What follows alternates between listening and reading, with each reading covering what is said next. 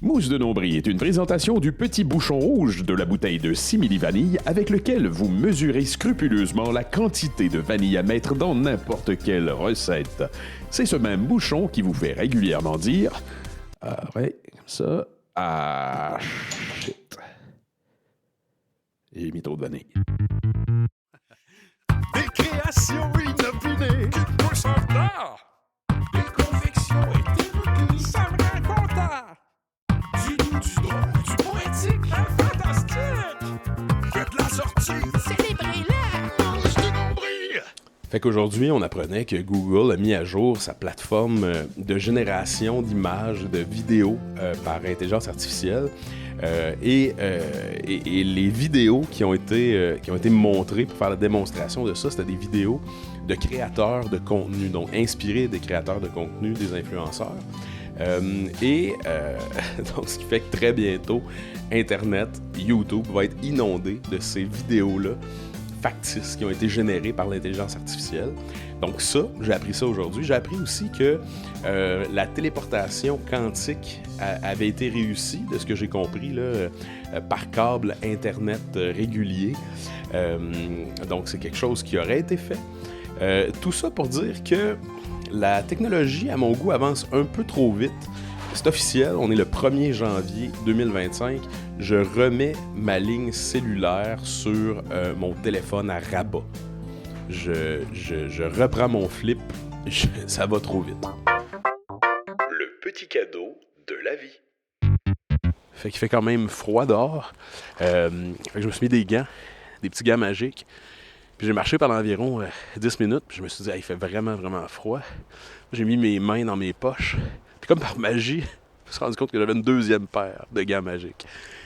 Cette deuxième paire-là, c'est vraiment des gants magiques. Magiques. La mousse de nombril très similaire à une mousse exposée la semaine dernière que j'ai retrouvée dans mes archives cette semaine et qui soulève une récurrence qui me fout un peu la trouille.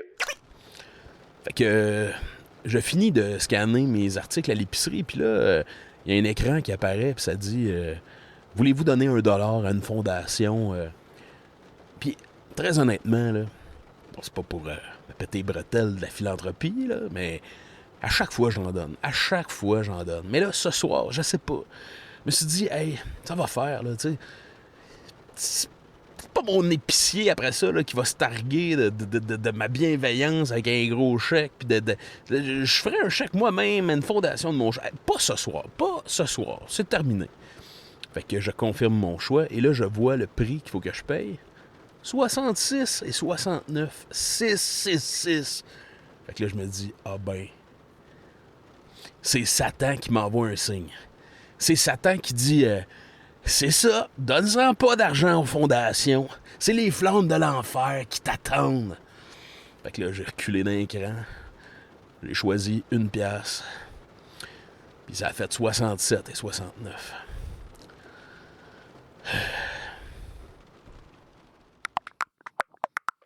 La dent contre moi. Je sais pas si c'est juste moi, là, mais les graines de bleuet, là, mettons, là, je vais manger 102 bleuets, puis au dernier bleuet que je mange, il y a tout le temps une graine de bleuet qui vient se loger en 2 molaires.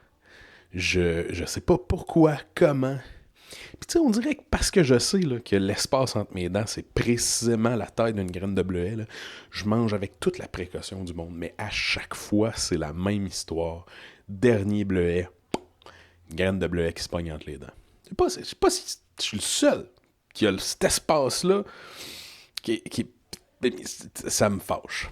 Ça me fâche. Puis des fois, je l'oublie. Après ça, mettons, dans le meilleur des mondes, on se brosse les dents après, on se passe la soie dentaire, puis c'est fini. Mais tu sais, quand tu l'oublies, puis là, il y a un mal de tête qui te pogne à cause de la graine de bleuet.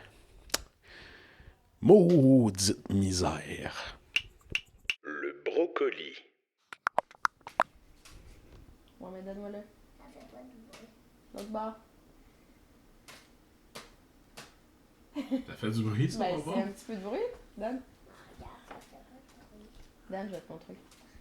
Est-ce que tu veux nous Non, expliquer... regarde bien ça, je suis capable.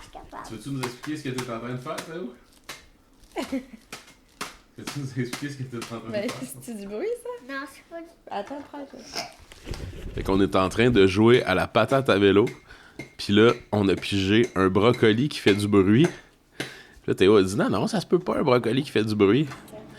Puis là, on l'a convaincu de faire un test empirique, de taper le brocoli sur son petit poêlon. Et on a prouvé qu'un brocoli, ça pouvait effectivement faire du bruit. Effrayante onomatopée. Je suis quelqu'un qui pète, qui fait des pets qui sont tonitruants, mais qui sentent absolument rien. Mais je pète régulièrement, tu sais, pour la santé de mon transit. Puis là, je marchais, puis je viens de passer devant un écureuil. J'ai pété, puis j'y ai fait faire le saut. Un beau petit moment de vie, ça. Un papa maladroit.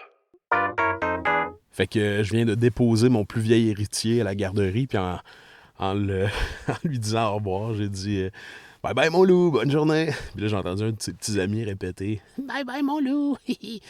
Fait que là, j'ai compris que bientôt, je pourrais plus lui donner de petits surnoms à la garderie. Aïe aïe aïe, ça grandit vite là. Nom de commerce trop honnête. Fait que je passe souvent devant un institut de beauté qui a un nom particulièrement honnête, je dirais même cruellement honnête. C'est l'Institut de beauté Illusion. Fait que les propriétaires sont comme, regarde, viens-t'en, on va te poser des fossiles. Des fossiles, pas des fossiles. On va te poser des fossiles. Toi puis moi, on s'entend. C'est pas là pour tout le temps. Ça va durer 3 semaines, ça va décoller, mais après ça, ben, tu reviendras nous voir. T'sais, on n'est pas magiciens. On fait des trucs de magie, de beauté. Institut Illusion. On s'en lave les mains. Fait que j'ai acheté ce que je croyais être du savon, puis en déballant un savon de l'emballage, j'ai lu, il n'y avait pas la mention savon, mais il est écrit pain de beauté. Fait que j'espère que j'ai acheté du savon. Mais je me sens beau. Invention fâchante. Est-ce que tu peux me dire qu'est-ce que tu faisais à l'instant? Je gérais le Tamagotchi pour pas qu'il meure. C'est quoi l'histoire de ce Tamagotchi? J'ai acheté un Tamagotchi à Théo pour Noël. Mais là, j'ai beaucoup la charge mentale du Tamagotchi. Tu dirais-tu que c'est un fleuve tranquille, ce petit animal numérique-là? Ou Mais j'ai quand même beaucoup de gestion puis beaucoup de besoins particuliers. C'est ça. Il faut lui répondre des questions sur la vie et la mort aussi. Velcro honoris causa. On se rend pas compte à quel point on a les doigts gercés avant d'essuyer quelque chose avec une serviette en microfibre. C'est, je sais pas, c'est du velcro. C'est du velcro, puis là je me rends compte que j'ai des mains de bricoleur.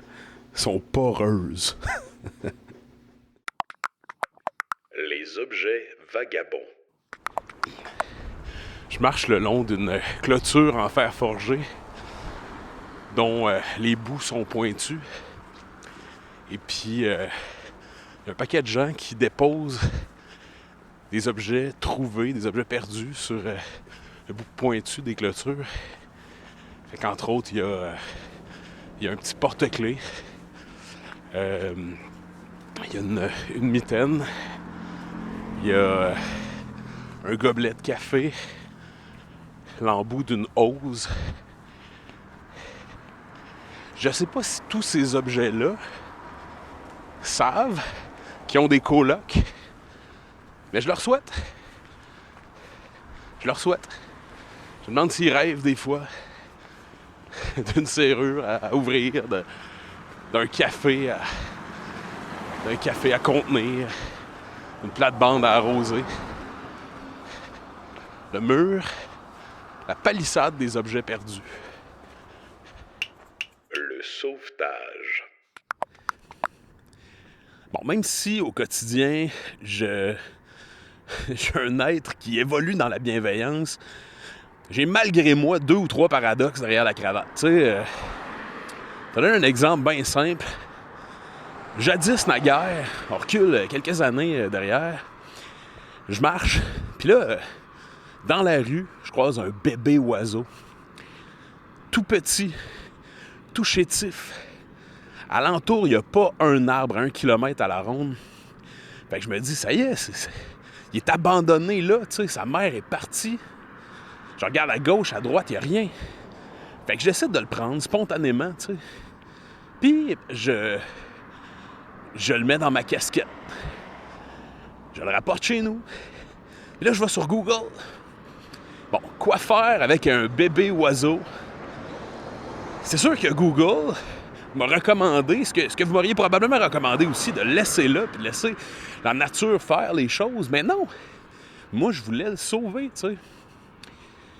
Puis comme de fait, Google m'a dit, tu sais, s'il n'y a pas d'arbre alentour, c'était probablement terminé pour la petite bête. Fait que, c'est ça, j'appelle tout plein d'organismes, là, de la SPA, tu sais, qui m'ont expliqué, ben, écoutez, monsieur, c'est pas un animal domestique, on s'occupe pas de ça, tu sais, j'ai appelé la faune, tu sais, qui m'ont répondu, écoutez, monsieur, c'est un très petit animal, nous, en bas de la taille d'un chat, on touche pas à ça.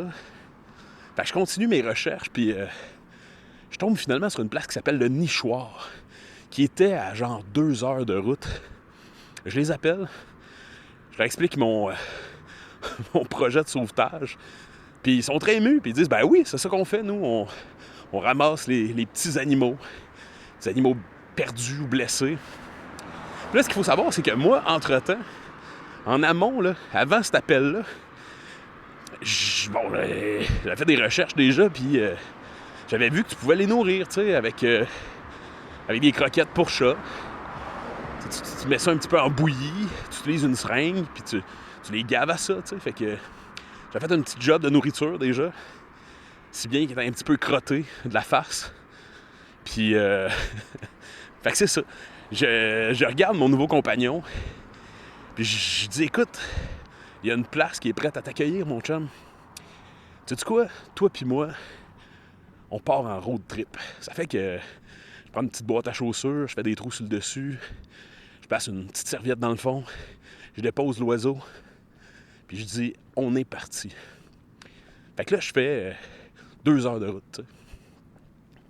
Ça se passe bien, je te mentirai pas, la route est bonne. Puis tout le long, je me dis, tu sais, je suis content, il va avoir une nouvelle vie, il va se faire d'autres petits potes oiseaux, puis c'est ça. On roule, j'arrive sur place, les gens là-bas sont fabuleux, ils l'accueillent avec beaucoup de bienveillance. Puis ce que la dame m'explique, elle dit, écoutez, on est pas mal persuadé qu'il va pouvoir survivre, tu sais. Elle dit, c'est sûr qu'il est extrêmement gommé, là. Vous avez essayé de le nourrir, visiblement. Alors, puis vraiment, je l'ai pas manqué, le pauvre oiseau, et il avait vraiment la face un peu crottée, mais on dit, écoutez, on va réussir à le débarbouiller, tu sais. Fait que je repars du nichoir avec un petit sentiment de satisfaction, tu sais. Je me suis dit, j'ai fait ma BA, puis j'ai permis à ce petit animal-là de vivre. Puis sur le chemin, c'était quand même... là, ça faisait peut-être un bon bout que j'étais parti, mettons, à mi-chemin du retour. Après 3 heures de route, à un moment donné, je me suis dit, j'ai un petit creux, tu sais. Puis là, j'arrête spontanément dans une chaîne de restauration, tu sais, où ce qui servent qu'on appellera des sous-marins de 12 pouces. Et là, candidement, je me choisis un sous-marin au poulet. Puis dès la première bouchée, je me suis rendu compte de l'absurdité de ce que j'étais en train de faire. Je venais de faire 3 heures de route pour sauver un oiseau. Et j'étais en train d'en manger l'équivalent de 6. L'humain est une bestiole de paradoxe. Et oui, c'est déjà tout pour l'épisode 6. Merci infiniment, une fois de plus, de m'avoir prêté vos tympans. Parlant de remerciements, Antoine Montero qui signe le jingle de l'émission. Merci infiniment pour ta musique. Parlant de musique, merci infiniment à Won Jung-wei pour le bed musical qui nous a accompagnés cette semaine encore. Et nous, on va se retrouver dans un mois. Si vous avez envie d'un petit peu plus de folie, je vous invite à aller sur le site moussedenombril.com où il y a un lien vers mes différents projets artistiques. Au plaisir de se revoir dans un mois. Je suis Alexandre Laramizwiki et vous avez écouté Mousse de Nombril.